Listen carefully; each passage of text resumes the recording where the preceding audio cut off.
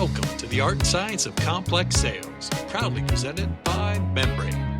This podcast is your gateway to mastering the craft of modern selling. If you're passionate about growth, impact, and unlocking full potential in sales and revenue, you're in the right place. So don't forget to like, subscribe, and share. And now let's get started with today's guest. Hey everybody, welcome to the show. Today we are talking with Nate Tutas. Nate is CEO and founder of DAI Success. Nate's an expert in revenue generation, leadership, sales process, neuro-linguistic programming, and many more things. And today we're niching down and we're focusing on a specific area of need in manufacturing and distribution and how they can ensure their revenue generation does not fall off in the next 5 to 10 years. Let's get started with Nate Tutas. Nate, my guy, how you doing, man? I'm doing fantastic, Paul. Thanks for having me. Dude, I'm extremely excited. Get a chance to hang out, talk shop, and truth be told, it's been way too long since we've connected for a long period of time. So welcome to the show. Yeah, thanks for having me on. It's always great to be hanging out with you, as obviously we worked together when I was working at Membrain. So it's great to be back and great to be sharing some great information. So. Well, that's a lot of greats. Let's stop for a second with the greats and the love, and tell everybody, I guess, just what you've been doing for the past couple of years, because I think you've had a really cool journey recently, and want to dive into that with you, and then we're going to dive into some specific problems that you've turned up in manufacturing and distribution. Yeah, so I mean, basically, I spent the last 5 years or so really helping entrepreneurs to be able to grow their businesses. So I've done that everywhere from working with small startup entrepreneurs in their business to help them to kind of systematize and build a way that they can generate leads, eventually get appointments and then presentations and sales from that perspective. And then through that, I've helped bigger businesses as well, having worked in manufacturing and distribution for a number of years. I've worked with a number of those businesses as well.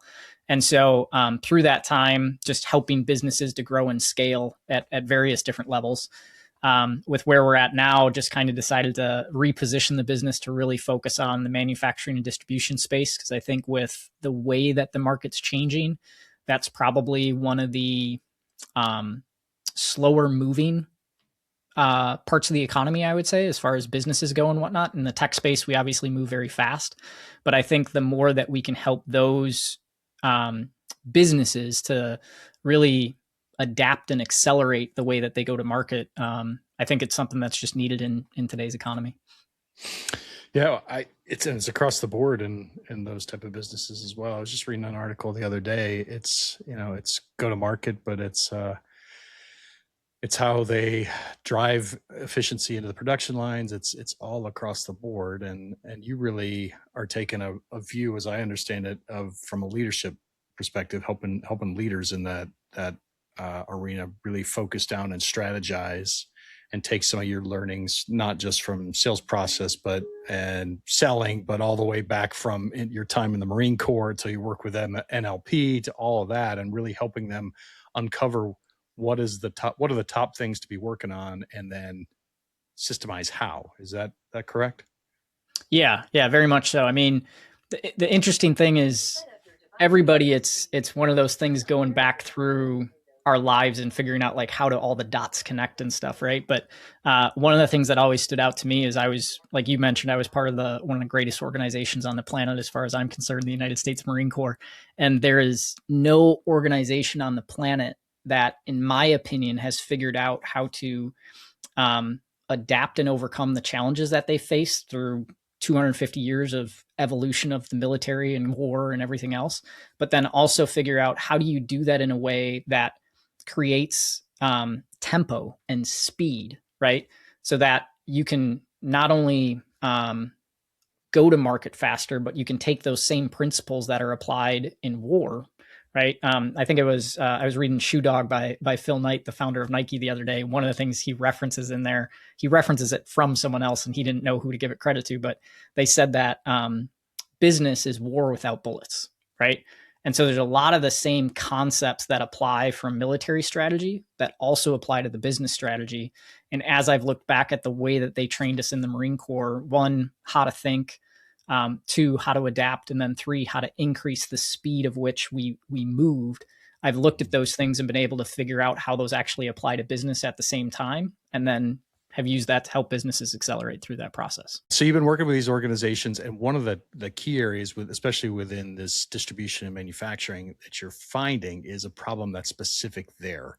And so you've been working with them on leadership and on skills and execution. But why don't you dive into that problem that's really unique? Because I think this can help a whole lot of people. Yeah. So the problem that I found, what kind of fascinates me about it is when I first came into distribution, it was probably about a decade ago. I was in distribution for like 6.5 years. And through that time, I remember when I first came in as a salesperson talking to the senior sales reps, right? And one of the things that I learned from a young age as a salesperson was come in and figure out who the top people are, figure out what they're doing differently, and then go model that yourself, right? Mm-hmm. And so I remember talking to some of these guys, and the closest person in age to me at the time, and I don't even remember the exact age that I was, but the closest person in age was 13 years my senior, right? So there's a big gap from where I was to the next person in line. And then the majority of salespeople were literally within 5 to 10 years of retiring. So some of those people are retiring right now. And so as I started looking back at distribution with the way that things have shifted with AI and everything, distribution, manufacturing, all of that, one in 4 workers in distribution is already 55 years or older, right? In the next in the next 5-6 years here, we're going to see 2.8 million people are going to retire. And that means in many cases that the information that those people have, if you didn't have young, hungry sales reps that were coming into the company, if you didn't have young, hungry leaders and managers and whatnot that were coming into the company, no matter where you're at in the business, a lot of that knowledge, that tribal knowledge, we'll call it, is going to disappear, right? And unfortunately, in many cases, although a lot of companies know they need standard operating procedures and they know they need to have different things documented, a lot of this information is literally tribal knowledge. It's been learned in the Marine Corps. We always called it OJT, on the job training, but it's been learned and passed down through that same way. So, we obviously worked in the CRM space, and that's obviously what Membrain does best. But even if you have a great CRM, the salesperson isn't inputting a lot of the information that's in their head, because they're not going to go in and say, oh yeah, when you talk to Paul, first thing you got to know about Paul, he only answers a text message. He's not going to respond to an email. So never worry about that, because in their mind, they already know that. So it's like that intuitive information that they go, I don't need to put that in the CRM, right? But if they left the business and the new person comes in, or a CSR is trying to reach out to that person, they're emailing them and not getting a response, they're sitting on the other end going, wow, Paul was a great customer, but now he's just not responding. We have no idea why.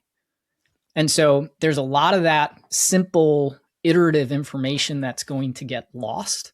And once it gets lost, there's a report by the Journal of Marketing for B2B that said the average territory within the first 12 months loses somewhere between 13 and 18% of the revenue in that territory, right? So if you just think about that across losing... That's when somebody turns over?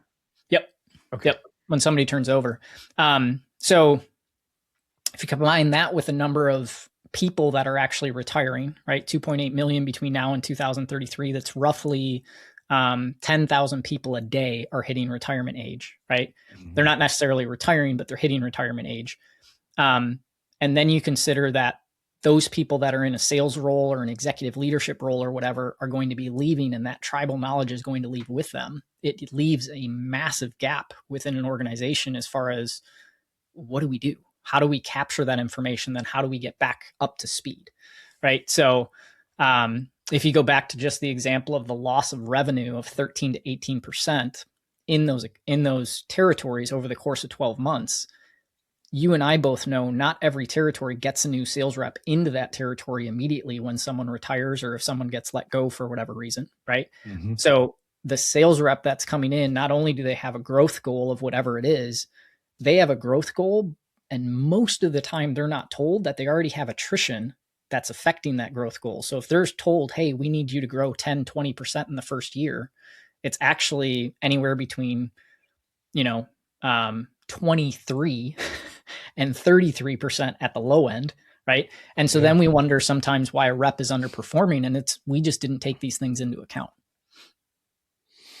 Well, and let's put that in a box, because we got to come back to those sales statistics specifically, because this is, the art and science of sales.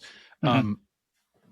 But this happens across every functional area. Like we're talking, and in some more than others, but back when I was a COO, if I had to replace a person, even if I had SOPs, and even if I had a training period of 2 to 3 months, it still was not even an overlap. It still did not go as smooth as it does, just because of all that tribal knowledge. And so the problem you're defining, I think, is extremely highlightable and absolutely a huge one in sales, but it exists everywhere, right? Yeah. I mean, if you think about just an executive team, right, you lose a top executive and you lose not only their intelligence and not only what they were giving to the team, but you lose all the different projects that they may have been working on the side that now fall off and don't end up going anywhere unless someone comes in and picks that project up. Right. Mm-hmm. You lose the tribal knowledge that they have of who's the best person that they go to based on the relationships they have, how this person responds differently than that person. All those little idiosyncrasies get lost and then have to be reestablished and then grown from there. If you think about how valuable a CSR is, right, in a relationship to a customer, especially if you have a lot of account development type stuff and that CSR has that interactive growth every single day, in many cases, especially like in distribution, you may have a senior sales rep that's been with the company for 30 plus years, but it's the day-to-day iterative stuff that happens with the CSR that's really holding that relationship together, right? So it may not be the sales rep that leaves. It may be the CSR that leaves. And all of a sudden you're going, well, wait a minute. Like, like where did all that information go? So, I mean, and you can go through department by department by department. As far as that goes, you can go to finance, you can go to operations, you can go to warehouse. Any department in a company, you have risk of losing tribal knowledge. The challenge and the areas that I really look at it through from a business perspective is, where is there extensive risk around revenue loss or profitability, being lost, because those are things, you lose that and then you're fighting an uphill battle trying to get that revenue back. Yeah. Those stats that you talked about, I mean, that what, 18%, 13 to 18% of an average territory, just even if a rep turns over in manufacturing and distribution, just looking at that loss just because of that tribal knowledge, and then having to build back up. There's an interesting thing too in this, is that a lot of times you're replacing those really tenured long-term reps, especially in those industries, with a rep that's going to be there for 14 to 18 months. And I mean, that's a huge turnover problem. We just did a big research report on that. And we're saying that the average tenure that we found was around 19 months. And so if I'm bringing somebody in that's not gonna be there for a long time, it further exacerbates the problem, right? Mm-hmm. Yeah, I mean, very similar statistic to what I found. My research showed 14 months was the average, right? And so when you think about that, and that's really speaking to like Gen Z employees and whatnot. And I think, in my opinion, I think that actually comes kind of threefold, right? I think one thing that I've preached, and I think I talked about this back even when I worked with you at Membrain, but one of the things that I loved about the military is they can tell you when you join the military, whether you're talking the Marines, the Army, whatever. I think the Marines do it better than everybody else, but I'm a little biased. But they tell you when you join, you're going to go into a 13-week boot camp. And guess what we do in boot camp? We make Marines. That's what we do, right? Male, female, doesn't matter. When you get done with that, we have made you into a Marine. So you're going through an identity shift into who you are and who you become, but you hold on to that for the rest of your life. Once Marine, always Marine is something that we've had installed for years. And I look at businesses and go, how many businesses are actually saying to these Gen Zs, hey, you want to be a great salesperson? Guess what? We have the training protocol that we've tested over years and iterated on to make sure that when you join us, you come out, whatever you want to define it as, top salesperson, because we know how to give you the skills and train your mindset to have that mentality when you go into it, right? The main one that I think of that kind of had that cornered for a number of years. Oh, there's two that really come to mind that I think globally. Let me see if I can I guess it? Can I Go guess for it? IBM and Xerox. Yep. Yes. They're but think about it, like everybody knows that they're the two that if you join Xerox's training, right, that was like you went there to establish yourself and then you could go anywhere else after that, right? But you spent so many years working for Xerox and you were going to know how to sell. IBM, same thing. And IBM really kind of positioned themselves as the consultative selling, right? But those were those are really the only two powerhouses I know of that, one, they can attract better quality candidates, because I would go to a less known, this is just me personally, I would go to a less known company, right? Say a company that no one knows the name of. They're a local manufacturer, distributor, or something like that. No one globally or nationally knows the name of them. But if they had hey, here's our training plan, here's how we do it, right? And they could codify that, they could put it in front of me and say, this is how we do it. I would go to them and stay with them over another company that may be bigger, may have a brand name, may have all that kind of stuff. But you're sitting there going, you guys don't have a clue. Like, you're pretty much throwing me to the wolves and telling me, hey, we've got a big name, so survive, right? So I think part of that comes into play with the Gen Z of they don't really have the guidance there. And with Gen Z, if you think about it, it used to be that if you wanted to go find another job, you had to go submit your resume to different places in writing, right? And you had to figure out who was actually looking for a job. You had to look at job boards and all that kind of stuff. Now, if you're Gen Z and you show some potential on LinkedIn, it's easy for a recruiter to notice you and reach out to you and say, hey, we think you've got some potential. We'd love to give you an increase in pay. How would you like to jump ship from where you are and jump over here? And there's no loyalty anymore, because again, when you're just kind of thrown to the wolves, what loyalty do you have to what they invested in you to get you to where you are? Right. Yeah. And I think one of the interesting things is where we connect really well on this is that you have to create systems and cadences to ensure that tribal knowledge gets passed down as effectively, but also it's not just that tribal knowledge, it's how to leverage it and use it and empower new reps. One, so they don't leave. So you can hold on to them later and you can coach longer and you can coach them and you can build them. And we both think this. I mean, your time with Membrain and also everything that you've done since is how do you, one, codify that into the system of record, right? What is the information? Like, how do I define a sales process? How do I run processes effectively? How do I get the information out? But the gap that you start to see, that there always will be a gap between the SOP and the standard operating procedure and what you've defined and as a business and what actually happens, right? There always is that gap. And you should want that gap if your business is innovative. You always want people that are going to be pushing the envelope and improving, right? But that gap is the thing that gets missed all the time, right? It's like, so if somebody turns over, it's like you've lost not just that 35 years worth of experience, it's generally that last 12 to 18 months of innovation and working with clients and those type of things that it becomes like the biggest gap, which is directly to your point on, you lose 13 to 80% of the revenue. So how are you going about helping people close that gap?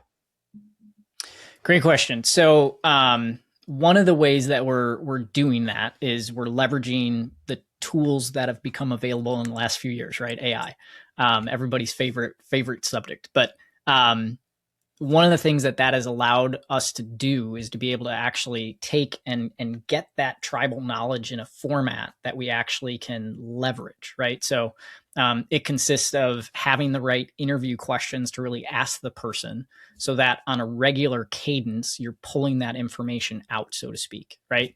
And just like in sales, if you know how to ask the right questions, if you ask better quality questions, you're going to get better quality responses and better quality answers, right? One thing that I know from, you mentioned before, my experience with neurolinguistic programming, or NLP, right? I say neurolinguistic programming because a lot of people think the computer side of natural language processing. That's not what I'm talking about.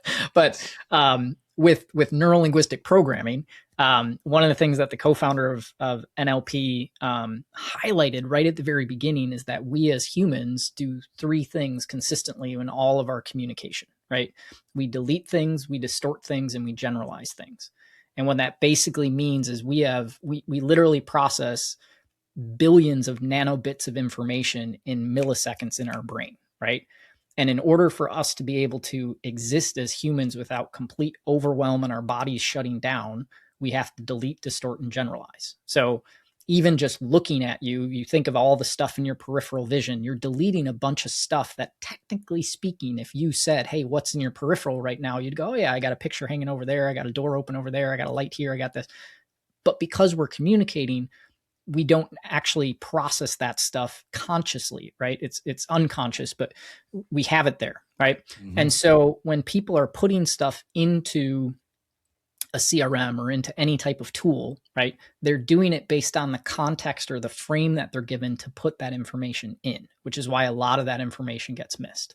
So if we can put it into a format that asks for that information, and the term we use in NLP is we elicit the information, we ask the right questions to get the right information out, then we can actually take that, and thanks to AI now, you can turn that into a transcript that AI can now go parse that information, and you can pull out all kinds of stuff that we all know from a best practices perspective we should have, but very few actually take the time to do it so that they have the information, then can leverage it for marketing, for prospecting, for onboarding, for all of that additional stuff that would help with the situation that we have going on.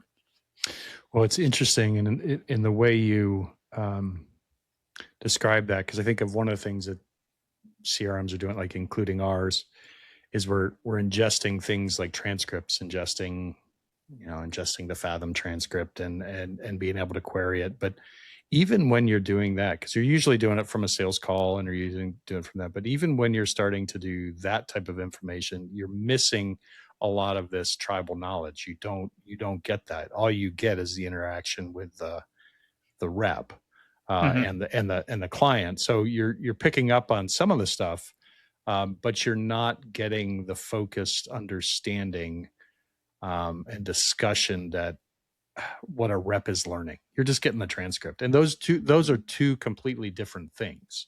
Yep. What somebody says in a transcript and what is actually communicated are often completely different. How did you start to develop this idea of uncovering this tribal knowledge and making it a very specific question and resource set that you have, that you can help organizations fill that gap? And what type of, I'll ask a two-part question. What type of results then do you start to see when you close that gap? Yeah. So the way that it actually came up was just working with a client, right? I had a client that had 2 sales reps that was actually within 2 weeks of retiring. And they were kind of sharing with me the frustration of, when these 2 guys are retired, they've been with the company for 20 to 30 years.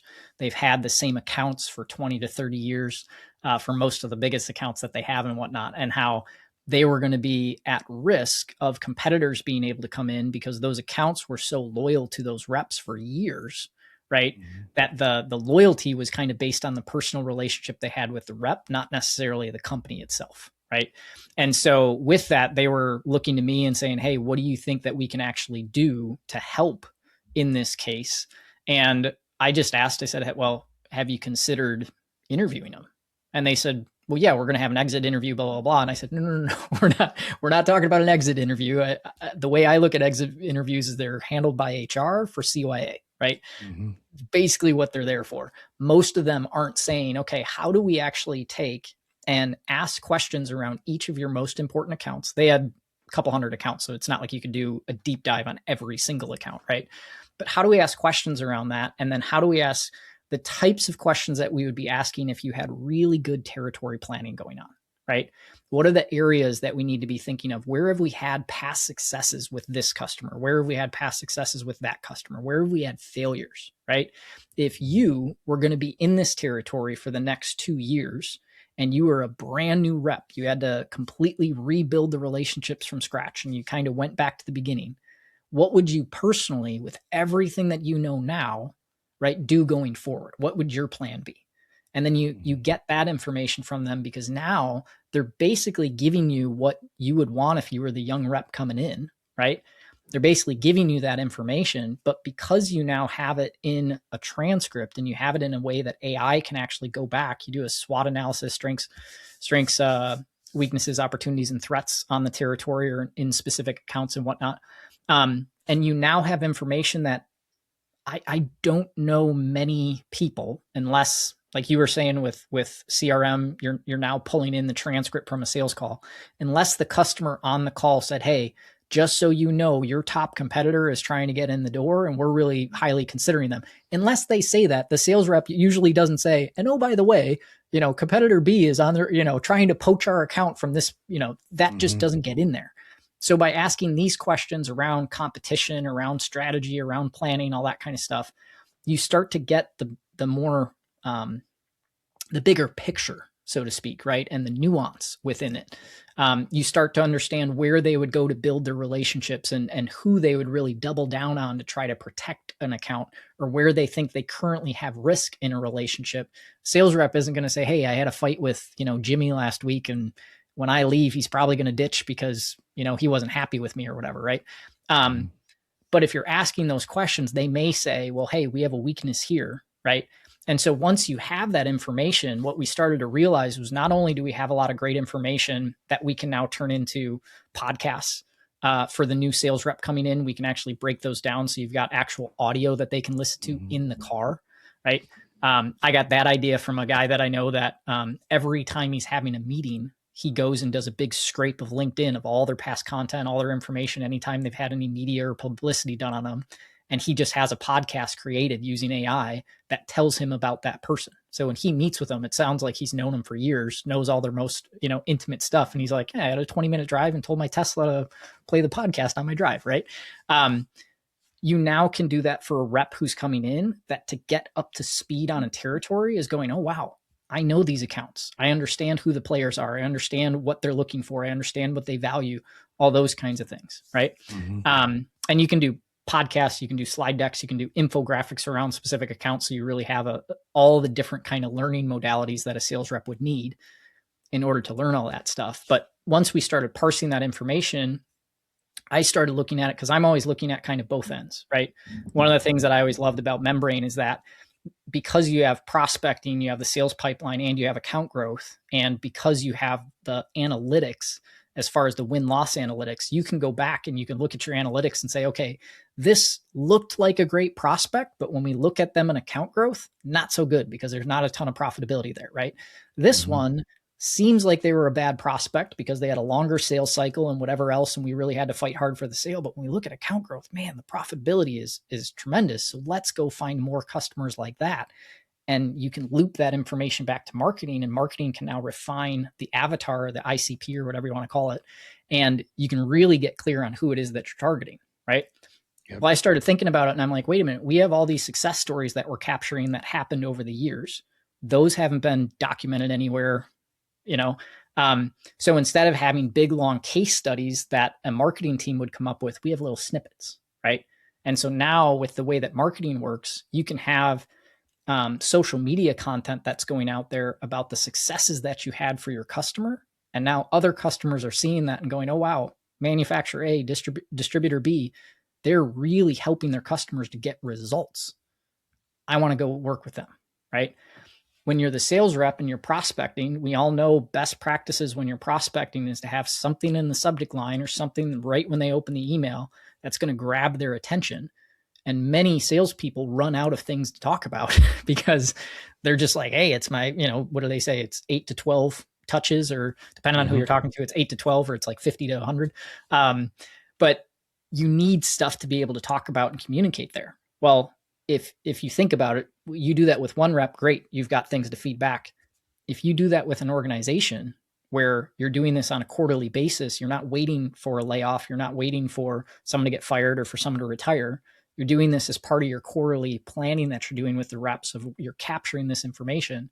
Now you have a database and you have tons of different proof points that you can go back to say, hey, here we saved this customer this. Hey, here we improved productivity by X. Here we increased sales by Y, right? Now you've got all that information that when you're prospecting, the salesperson can just go through and say, what's the problem my customer is trying to solve? Where have we already solved that for customers before? And then you can just show proof cases of how you did that, right?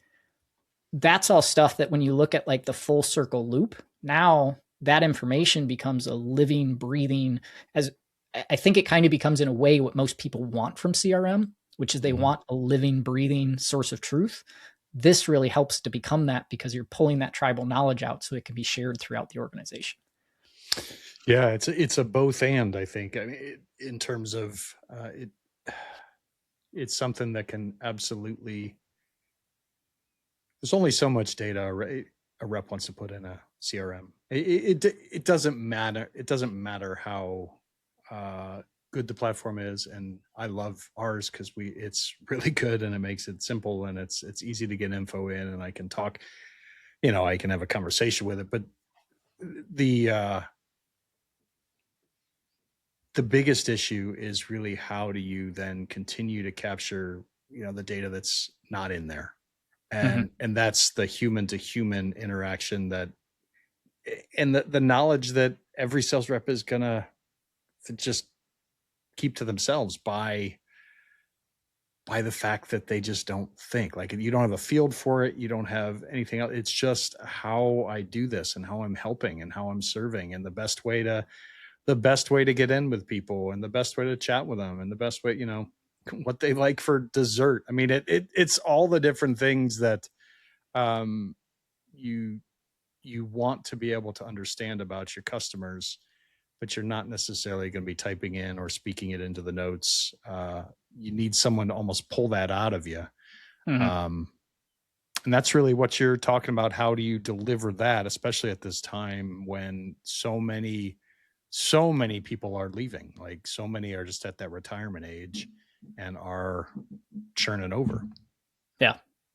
Well, yeah. And I mean, like, the military had to solve for this. I shouldn't say the military had to. The military has solved for this many, many, many times over, because every time you have a period of combat, there's a ton of lessons that are learned from combat, because every combat scenario is different, right? But then once that combat ends, you go a period of Marines, soldiers, sailors, etc., airmen that aren't in combat. So they're just living off the past, right? But it's not actually real. It's not, they're not in a situation. It's trial and error. It's training ground type stuff, right? And then when you get the next generation that goes into combat, they're like, wow, we learned so much from the guys in Vietnam, but the guys from between Vietnam and Desert Storm, man, did we lose a ton of information. So they have to pull that back. So the military has done a really good job at saying, okay, we can't just get rid of these individuals. How do we find a job that keeps them involved, whether they're outside consultants or whether they're, sometimes they'll find a role for them specifically where they're still in the military, they're still active, but they just kind of take them out of the role that's going to degrade their body, for lack of better terminology, right? And they do that so that they keep that tribal knowledge around. Well, in business, you could do that where you could hire them back as a consultant or, offer them something along those lines. But the challenge, especially with people retiring, is they're like, I'm done. Like, I'm ready to retire, sail off into my sunset and, enjoy retirement. So by doing this, especially when you build it into being part of the company process where you do it on repeat, not only does it help to capture that information, but now you can actually check and see trends, right? So you could actually look at all of your sales reps and go, okay, is it really that it's personality type stuff? This personality works better here, or what have you, or is it that this rep really connects with people on a personal level, and they're our top rep? So how do we train our other reps to be able to do that, right? Mm-hmm. You're going to see, if you're doing that on a regular basis, you're going to see who's performing and who's not. Because if some people are bringing back success stories and other people aren't, it only takes so long before it kind of stares you in the face and goes, okay, this person's underperforming and this person's like, sometimes that helps because the underperformer can now see, oh, this is how our top performers are going and building value for customers. And it bridges that learning gap where they just didn't maybe connect the dots and didn't understand it. And other times it gives you the ability as the leader to go, okay, we've got a challenge here. It's not just the sales numbers are down. We have a true either knowledge gap, or we have an understanding or a skills gap, or whatever it is. It highlights that a lot faster because you're able to see very quickly 10 success stories to 2. Pretty easy. Yeah. Back to your military analogy. We talked about the guy before, Jocko Willink, but I know he was a Marine. Sorry, but he was a SEAL. It's all good. Yeah, but talking about, I heard him. I think it was on a podcast talking about that exact thing, like all the new learnings that they had to do when he went to war, and then how he needed to be able to transfer that to the next generation, and just how well that continues. And back to business, what you're thinking, it's almost like voice journaling on steroids. This is like something, that if I had a chance, if every day to take a 5 to 10 minute just voice journal and talk through what I went through and my different things, it's my different accounts and how I've been selling and where I was finding things, be able to capture all that. We've never been able to capture all that knowledge at scale before in a way that can actually leverage it. Yep. And what you're talking about is how to do this in a directive fashion to capture this tribal knowledge, not an everyday thing, but being able to do it as a directed fashion, capture the most important tribal knowledge to that company. So I think it's really cool, man, the work that you're getting into. How do people connect with you if they're interested, if they're looking at that gap and they're saying, man, I have a workforce that is, 3 to 7 years from retirement. I know I need to bring in new people to fill that. I know I'm going to be losing a lot of revenue walking out the door. How do they contact you and you can help them kind of fill in this gap? Yeah, so there's really 2 ways. One is you can obviously reach out to me via email at nate@daisuccess.com. That's obviously the fastest way to get a hold of us. We have taken everything that we're talking about and we've codified it into a system that you can literally kind of, it's plug and play, so to speak. So for that, we'll put a link in the show notes. I'm sure we'll do. And that is literally, we call it the tribal knowledge vault, where it literally takes everything that we were just talking about and extracts and builds out the exact conversation template, the interview template and whatnot that you would use. It builds in the actual standard operating procedure. And then we also do a training around if you actually want to build this into something in your company so that it becomes that kind of living, breathing thing that a retirement isn't freaking you out. A salesperson leaving isn't freaking you out. An executive isn't freaking you out if they're going to leave. You actually have that consistently. We have that as well. That's awesome. And I love how it overlaps with a lot of the work that we're doing. And just when you start to get that complete picture, you fill in a lot of the gaps that no CRM could fill in, quite frankly. And when you start to get that full and complete picture, you start to get a sense of peace. It's wonderful. It's wonderful. All right. So any final thoughts for today's show? I can't believe it's already been almost 40 minutes chatting, man. Yeah. So final thought I'd leave the audience with was just what I shared right before we came on, is actually 3 things. 3 things I'll mention. 2 are the same. They're just different products that you can use for it. And then the third is a different product that I neglected to mention earlier. But I tell this to all my clients because it saves so much time. We spend so much time typing information in. And you had used the phrase earlier of like, if I could just like voice journal information. There's two products I recommend. Both are pretty similar to each other. One is Whisperflow. The other is Willow Voice. I personally use Willow Voice because I like their interface better, but either one works. Both of them can go on your iPhone, your Android, your PC or your laptop. And then they also can go on an iPad or, whatever you have there. And what those allow you to do is you literally push a button and you talk. And it's the most accurate voice dictation that I've ever utilized. So when you're talking about salespeople getting information into a CRM, they can literally click into anywhere that they would have a text box and just start speaking, and it will take what they had, it formats it. So it's not just like a massive run-on sentence. It actually formats it, puts it into paragraphs and all that kind of stuff. If you say, hey, the first thing we need to talk about this, the second thing is this, it literally will put 1, 2, 3 as the number points.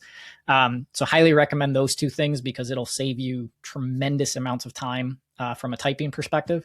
And the second one, which I didn't mention, is there's a tool that I actually have on my computer, and then I also have it on my phone, and it's called Speechify. Okay. And what Speechify allows you to do is it allows you to take any text and have it read to you audibly. Okay. So I have it connected to my Gmail. So when I have emails, I don't read emails anymore. I just hit the play button and it reads it to me. Same thing. If I have like a big long PDF document or a Word doc or whatever that I need to process, I don't sit there and read the whole thing. I plug it in to Speechify. Sometimes you have to copy and paste if you have it in Google. Like I literally have a play button that it'll pick up any text on the page and just read it to me. And what I like about it is I can play it at 2x speed. So I can get through that stuff twice as fast. And you can they've got a bunch of actors that have voiceovers for it. So like you can have Gwyneth Paltrow read it to you. You can have, I'm trying to remember the name of the guy that I use. It's John Rhys Davies. So I have the voice of Gimli from Lord of the Rings, right? The dwarf reading me all of my documents and implementation. So that one's another fun one just to help you process. So. That's awesome. That's great practical tips, and I'm actually taking you up on 2 of those. So that's awesome stuff. Well, hey everybody, Nate, thank you so much for coming. Yeah, thanks for having me on. Appreciate it. Always great chat. And this is a real hole in the market. It is it's an absolute value add, and you start making leadership decisions with more information, but also start getting a little bit more comfortable with the prospect of people turning over, and it just does happen. And this is another way to protect against it and make sure your business is growing. So great stuff, man. Thanks. Love it. All right, everybody. Well, hey, make sure you're doing all the liking, the subscribing, the sharing, all of those things that I'm supposed to tell you to do. I do appreciate the listen. Make sure you're connecting with Nate. If you have any questions about that, you can reach out directly to him at the email he provided. We'll also provide the links. And as always, have an absolutely amazing day. Keep shining bright. We'll talk to you soon.